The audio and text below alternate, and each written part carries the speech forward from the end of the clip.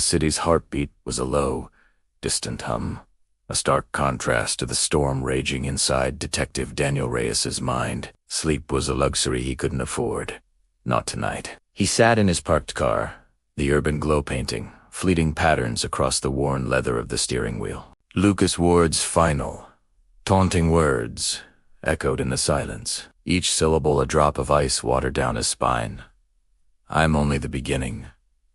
The Raven Syndicate. It wasn't just a handful of crooks. It was an empire, a shadow that stretched over the entire city, and Reyes had only just begun to understand its terrifying scale. He started the engine, the familiar rumble a small comfort in the vast, sleeping metropolis. As he drove, every street corner, every dimly lit alley seemed to whisper secrets. He saw the faces of his colleagues, a gallery of trusted men and women he'd shared stakeouts with, celebrated victories with, mourned losses with. He replayed every case, every raid, every conversation. The chilling truth was that one of those faces, one of those trusted partners, was a liar, a traitor, a thread in the intricate web of the Raven Syndicate. The thought was a cancer, eating away at the very foundation of his world.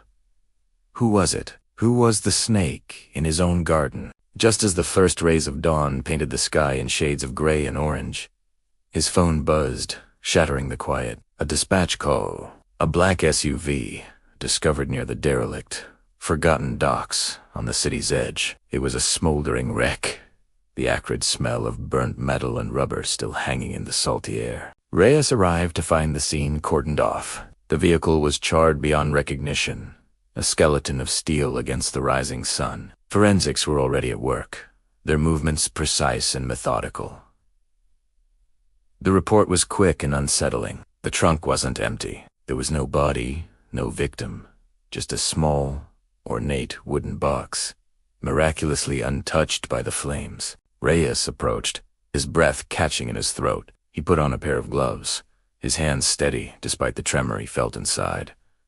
With a click, he opened the latch. Inside, resting on a bed of black velvet, was a single, perfect raven feather, and beneath it, a piece of paper, folded neatly. He picked it up. The handwriting was elegant, almost the message was short, and it made the morning air feel like ice. "You're getting close." It wasn't a threat. It was a promise. A game.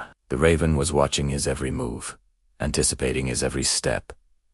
This wasn't just a criminal organization. It was a puppeteer, and Reyes was dancing on its strings. Later that day, the sterile, gray walls of the holding cell felt more oppressive than ever.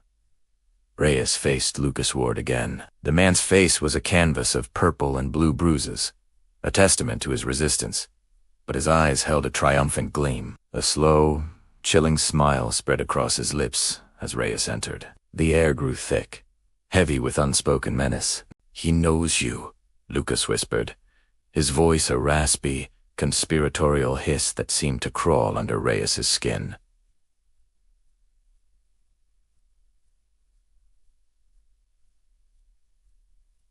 The Raven. He doesn't fear the police.